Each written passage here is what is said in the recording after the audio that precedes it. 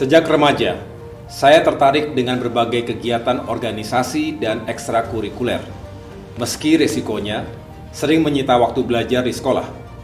Mulai menjadi kapten tim bola basket di SMP, kemudian menjadi ketua umum OSIS SMA Taruna Nusantara, hingga menjadi komandan Resimen Korps Taruna Akademi Militer.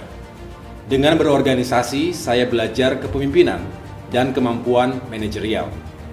Bagi saya, kepemimpinan dan kemampuan manajerial merupakan sesuatu yang fundamental, bahkan kunci sukses, baik dalam menjalani profesi maupun dalam kehidupan dan pengabdian.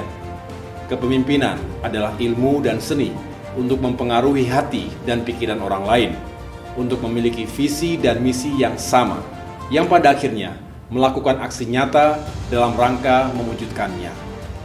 Dalam perjalanannya, selain dilahirkan dan dibesarkan di lingkungan keluarga prajurit, saya meyakini berdasarkan literatur dan pengalaman di lapangan bahwa militer merupakan institusi terbaik untuk belajar, menempa dan mengaplikasikan nilai-nilai kepemimpinan sesungguhnya.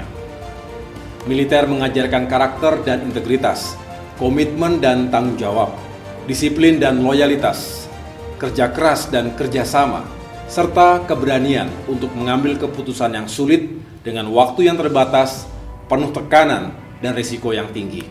Seringkali, nyawa menjadi taruhannya sebagai bentuk pengorbanan tertinggi seseorang dalam hidupnya.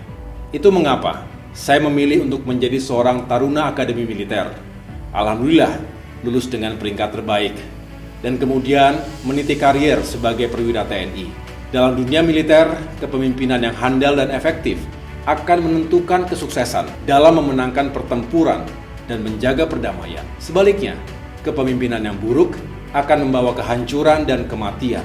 Saya bukan hanya mendengarnya di bangku kelas, tetapi juga merasakan dan membuktikannya langsung di medan operasi Aceh dan medan perang Libanon.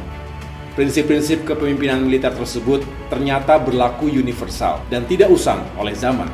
Bisa diterapkan dalam berbagai medan pengabdian lainnya. Pada tahun 2016, saya harus membuat keputusan besar yang sangat menentukan kehidupan saya selanjutnya.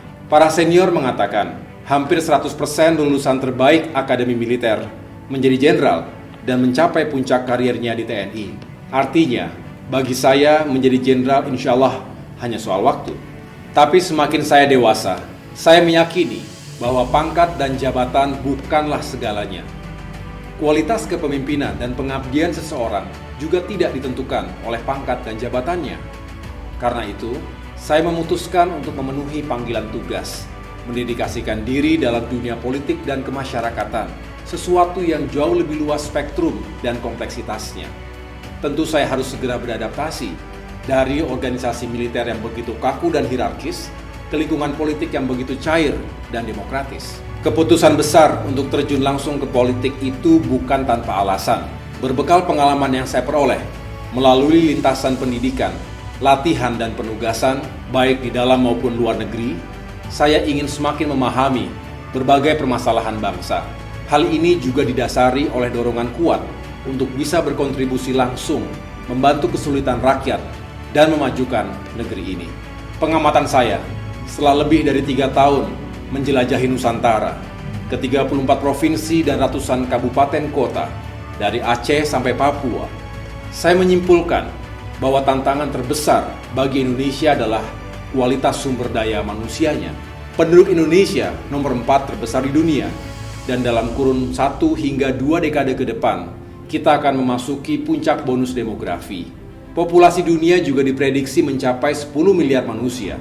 Artinya, kompetisi di abad 21 akan semakin sengit.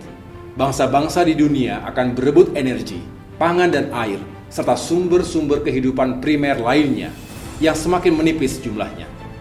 Belum lagi menjawab tantangan era digital dalam rezim revolusi teknologi, informasi, dan komunikasi.